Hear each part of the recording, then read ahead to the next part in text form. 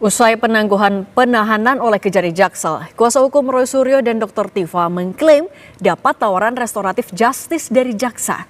Kubu Roy Tifa menegaskan sudah siap dengan sejumlah materi persidangan yang rencananya akan digelar di PN Jaktim.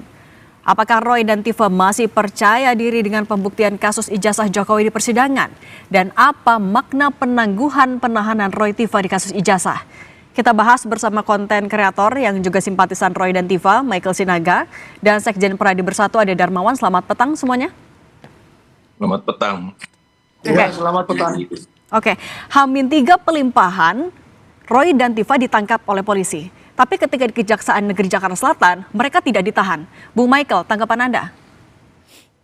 Iya, memang ini agak aneh ya penangkapannya ya. Karena dilakukan di pagi-pagi hari tanpa ada pemberitahuan sebelumnya, dan Pak Roy-nya baru pulang dari Bandung, saya juga ada di acara yang sama, lalu terkesan diburu-buru, dipaksa sampai waktu malam hari itu juga kami beramai-ramai datang ke Rumah Sakit Polri Kramat Jati karena dipaksa untuk dibawa ke rutan sepertinya.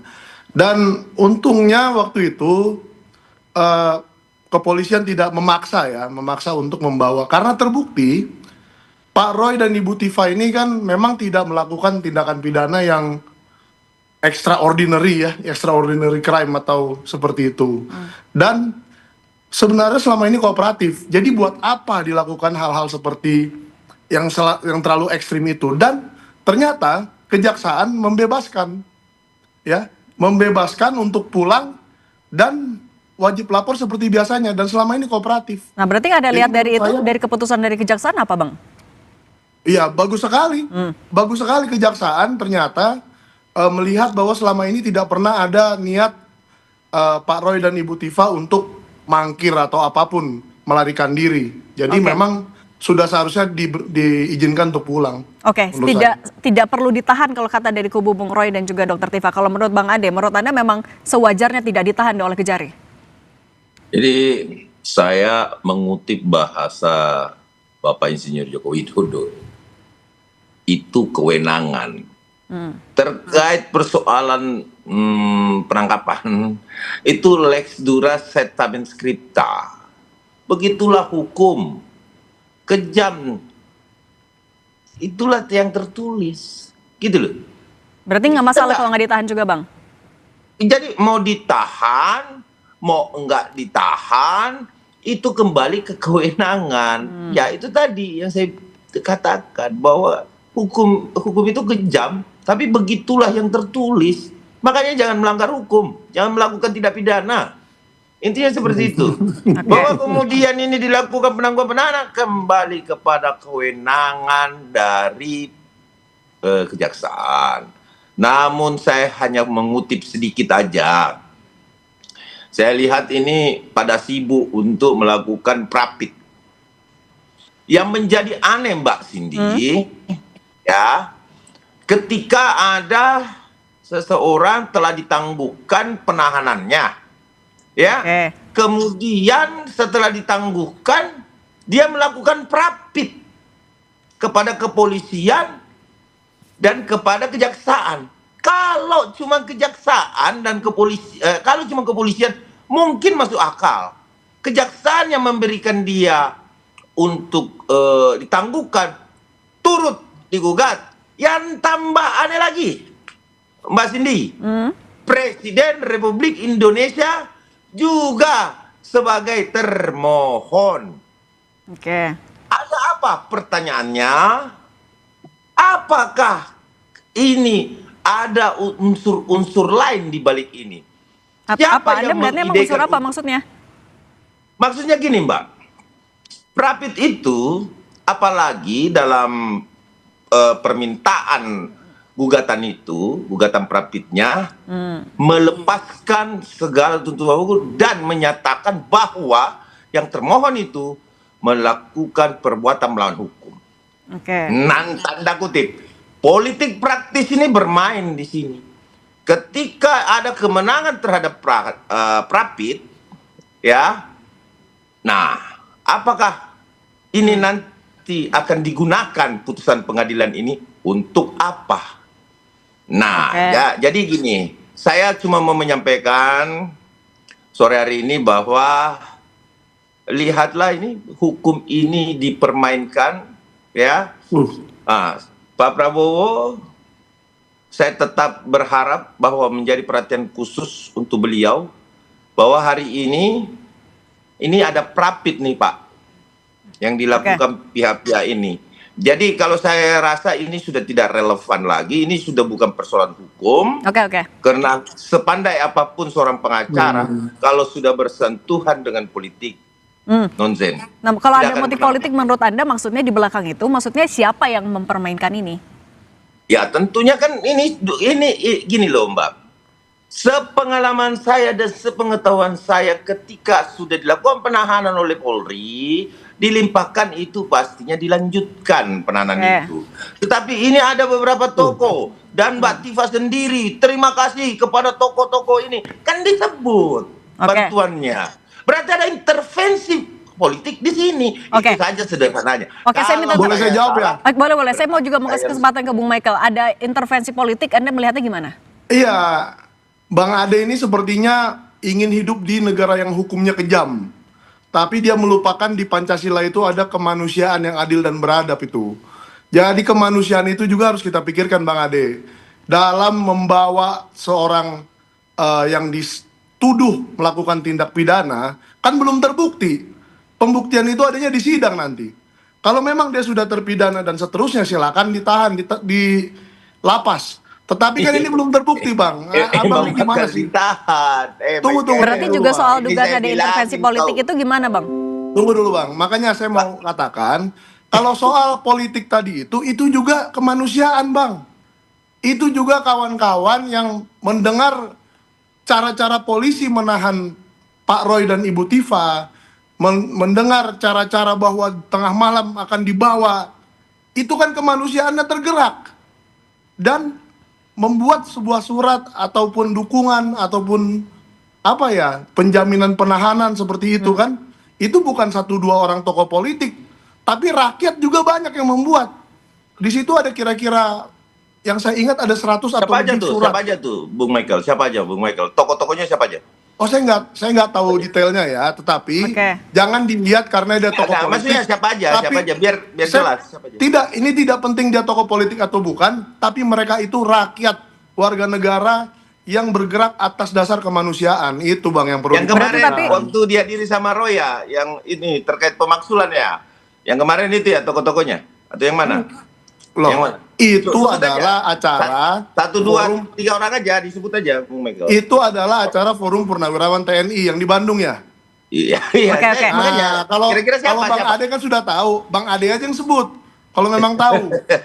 Tapi kan gini. Kan ada di acara itu kan undangan dari Forum Purnawirawan TNI. Kalau nggak kalau Pak Roy tidak datang atau kalau saya juga yang diundang tidak datang, itu kan namanya menghina lah.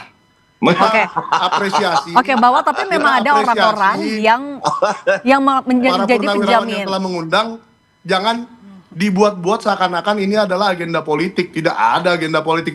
Ini agenda kemanusiaan, titik. Nggak ada agenda politik kalau kata Bang Michael. Nah, tapi kan tadi tudingannya kalau dari Bung Ade Darmawan, kayaknya ada intervensi politik. Saya masih mau menggali ke arah sana. Maksud Anda itu siapa? Tapi jadi jawab dulu, kita akan lanjut lagi di Kompas Petang usai jeda berikut ini.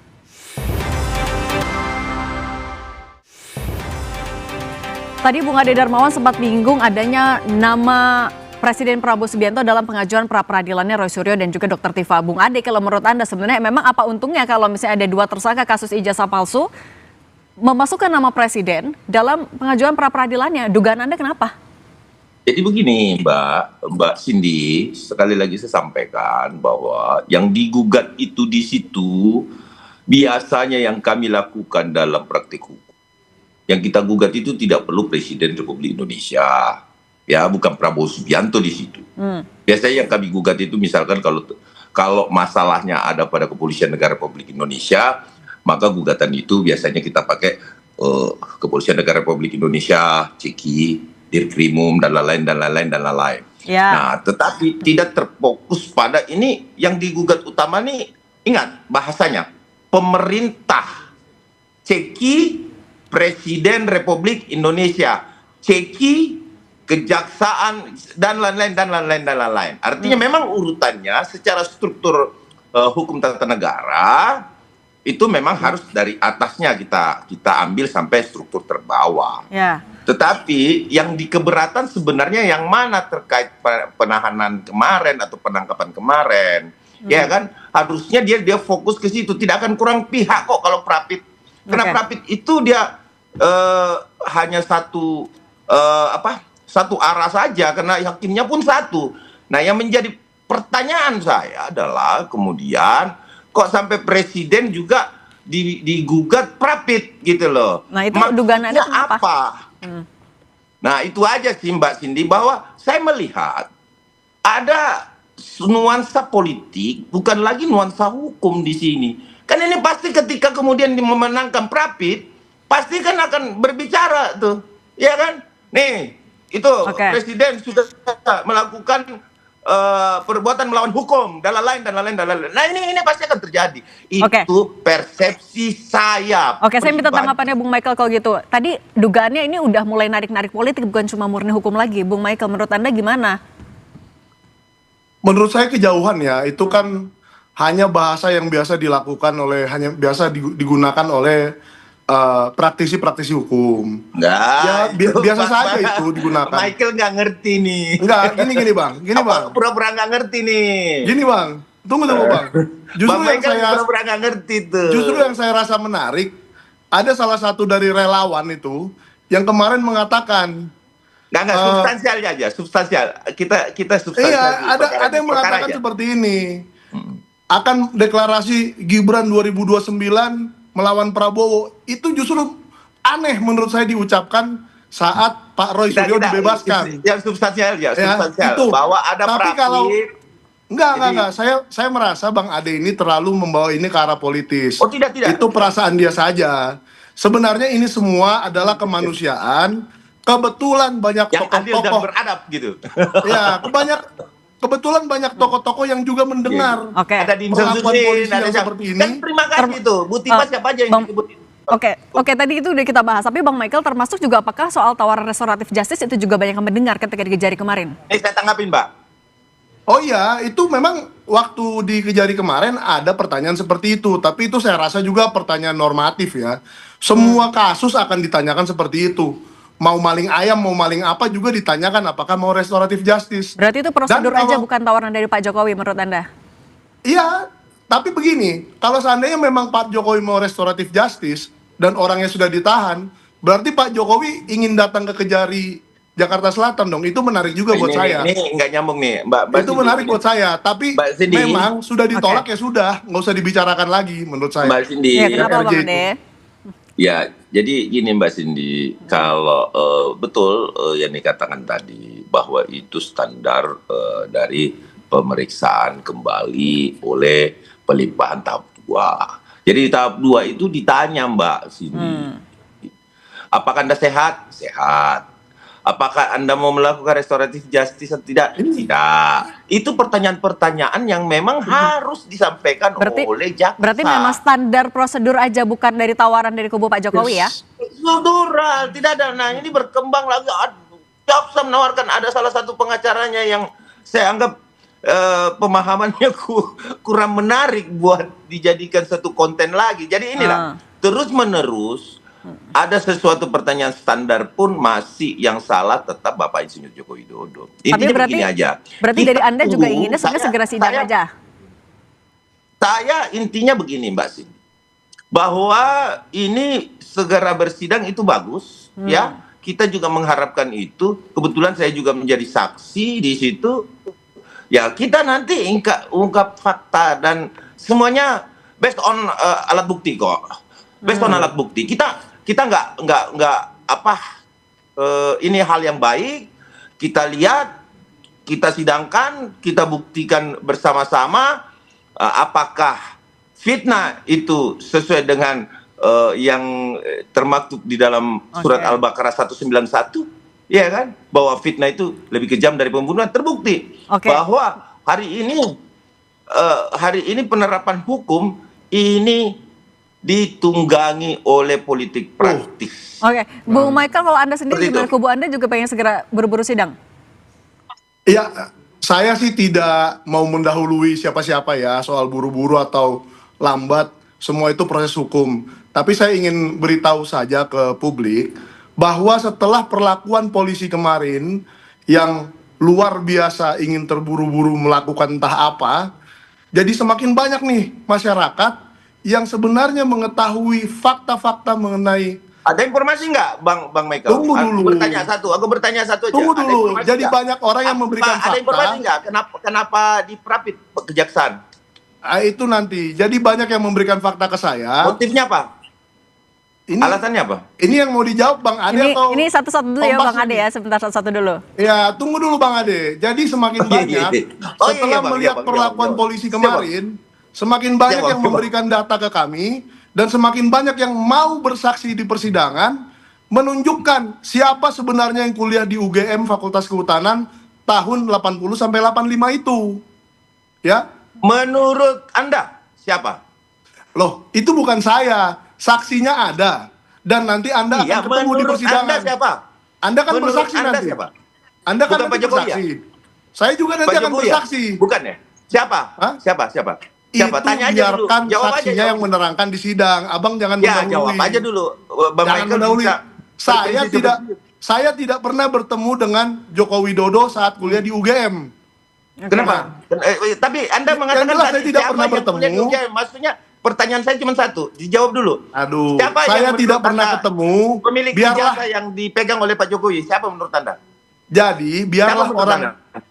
Ini saya dipotong melulu nih Mbak. Enggak. Menurut Anda jawab aja. Menurut Anda apakah itu bukan ijazah Pak Jokowi? Saya tidak punya hak dan tidak punya kemampuan untuk menjawab itu, Sekarang Bang. saya tanya lagi. Asli apa palsu? Oke, kalau Ya, Oke, itu kan nanti juga akan dibuktikan di dialihkan. persidangan nih Bang Ade. Oke, Kapan sebentar dibuat? ya. Oke, Ini Bang kan Michael. closing statement saya aja ini yang jelas. Oh. Banyak saksi-saksi yang akan hadir di persidangan itu nanti kalau benar-benar terjadi dan mereka punya fakta-fakta yang luar biasa. Satunya ada yang buat ijazah Pak Jokowi. Saya nanya aja, Michael. Gak usah lah, biarlah Ya udah. nanti itu Oke. dilihat di persidangan. Nah, ini saya juga Itu mau nanya bukan nih soal untuk persidangan dulu Bang konsumsi Ade sebentar. Saya mau nanya dulu ke Bang Michael. Bang diskusi Michael. seperti ini. Bang Michael, tapi kalau menurut Anda ketika Roy Suryo dan juga Dr. Tifa menolak tawaran restoratif justice itu meskipun itu hanya prosedur, Ya. memang sepede apa juga sama bukti yang dimiliki nanti di persidangan? Loh, kan jelas. Selama ini Pak Roy Suryo dan Ibu Tifa melihat skripsi yang tidak ada tanda tangannya. Ya, melihat ijazah yang seperti itu tuh. Entah gara-gara watermarknya, embossnya, fotonya, dan lain-lain. Dan selama mereka meneliti itu, semakin banyak orang yang datang membawa data-data lain, bukti-bukti lain, dan mau bersaksi di persidangan. Oke. Contohnya apa itu? Aduh, Buktinya. nggak usah saya kasih tahu ke abang. Abang kan tadi jadi Contohnya saksi. dong, contoh. Oke. Ya udah, kalau gitu saya juga nanya ke Bang Ade. Kalau gitu Masa- Bang Ade sendiri dari kubu Pak Jokowi, tapi apa yang disiapin? Masa belum bertanding Kalau sudah kami, diminta datanya? Karena Nantilah. kami kita ini korban, Mbak Cindy.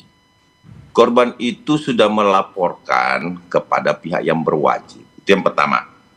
Yang kedua, beban pembuktian itu ada pada jaksa penuntut umum.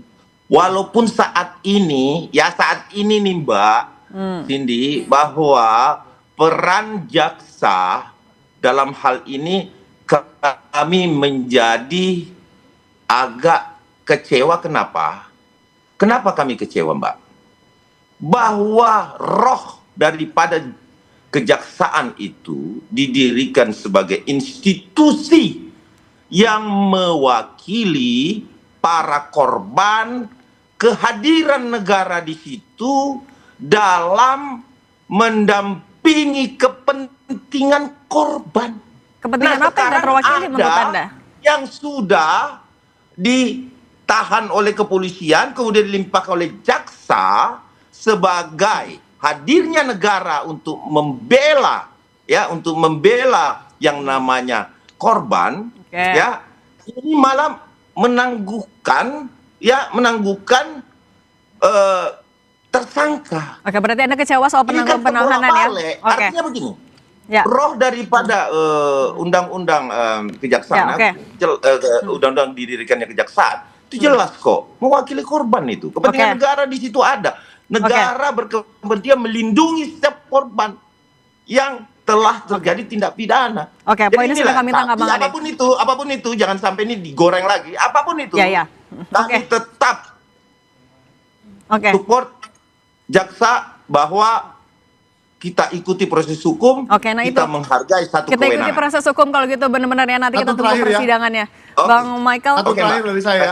Oke, singkat banget aja, Bang Michael. Ya, kayaknya Bang Ade ini lupa asas praduga tak bersalah.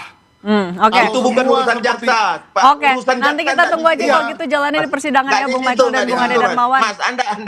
Oke, Bung Ade dan Bung Michael, terima kasih sudah